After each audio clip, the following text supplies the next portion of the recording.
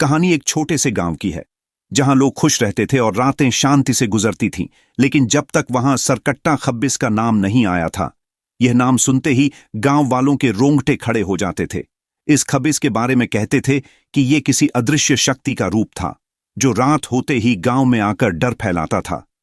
पर क्या आप जानते हैं कि इस खौफनाक सच के पीछे एक ऐसा रहस्य था जो दिल दहला देने वाला था? गांव में एक पुराना किंवदंती थी जिसे सुनते सुनते सब बड़े हो गए थे। कहते थे कि सरकट्टा खबिस कभी कोई आम प्रेतात्मा नहीं था, बल्कि यह एक दुष्ट ब्राह्मण की आत्मा थी जो किसी गलती की वजह से भटकने लगा था।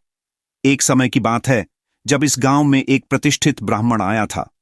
उसका नाम था भद्र सिंह। वह बड़ा ज्ञानी और तंत्र मंत्र का माहिर था।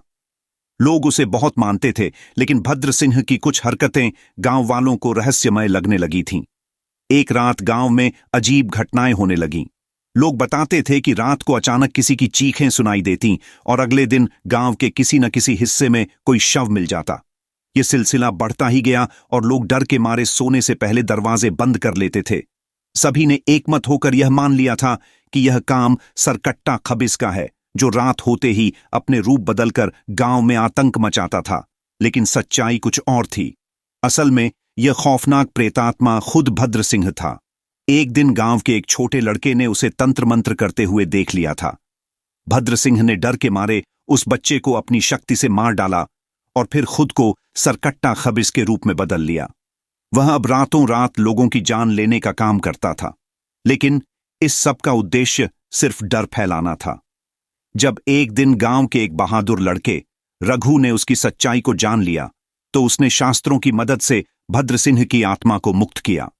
भद्र सिंह की आत्मा ने अपने के पर पछताया और वह रघु के सामने आत्मसमर्पण कर दी, और फिर सरकट्टा खब्बिस का आतंक खत्म हो गया। लेकिन यहां से कहानी एक नया मोड़ लेती है। भद्र सिंह की आत्मा को शांति मिली, लेकिन गांव वालों को पता चला कि कभी कभी जो हमें सबसे ज्यादा डरावना लगता है, वो असल में हमारी ही गलतियों का परिणाम होता है। रघु की वीरता ने गांव वालों को यह सिखाया कि डर से ज्यादा ताकतवर सच्चाई होती है, और इस तरह गांव में फिर से शांति लौट आई। लेकिन लोगों के दिलों में यह सिख जो रघु ने दिया था हमेशा के लिए बस गया।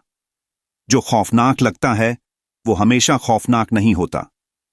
इस कहानी में जितनी हंसी और मजाक था, उतनी ही गहरी सच्चाई भी छिपी हुई थी, जो लोगों को अपनी सोच बदलने पर मजबूर कर देती है।